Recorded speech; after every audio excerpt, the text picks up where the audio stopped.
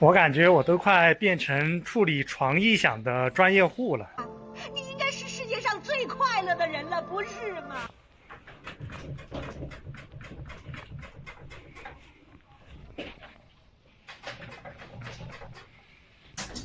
那它整个，看这个床是哎，整个床头床尾都是特别晃的，就是没安好。哎，整个螺丝都没安好。起床是没问题，床没问题。这个床装的有点意思啊，这个床尾这个地方大家看没有月牙键，只有一个螺母在上面。另外一侧呢有月牙键，但是安装的人并没给它上去，也只上了个螺母在上面挂着。床头这边还好啊，螺母、月牙键都给它挂上去的，但是整体其实这个床所有的螺丝并没有拧紧。那听客户说呢，这个床之前他们是搬过一次的，是让搬家公司给它进行组装的，所以说呢，这个床装完以后，整体就是非常的摇晃，一个是摇晃产生的异响，第二一个呢就是排骨架，本身它有些地方也是有异响的。你现在不晃了噻？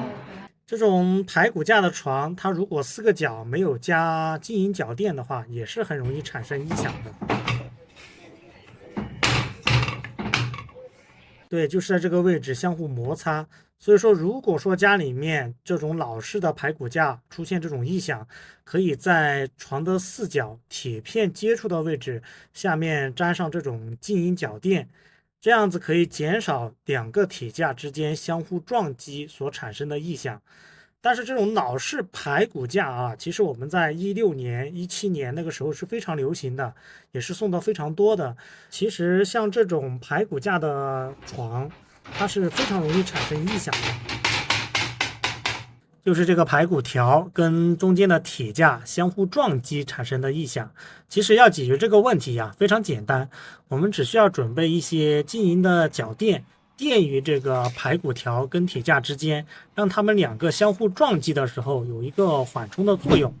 所以说，如果说咱们家里面有这种老式的排骨架的床，如果说产生的异响，可以重点看一下床4个角和这个排骨条中间有没有产生摩擦。如果有的话，自己在网上去买一些静音脚垫呐、防滑垫之类的，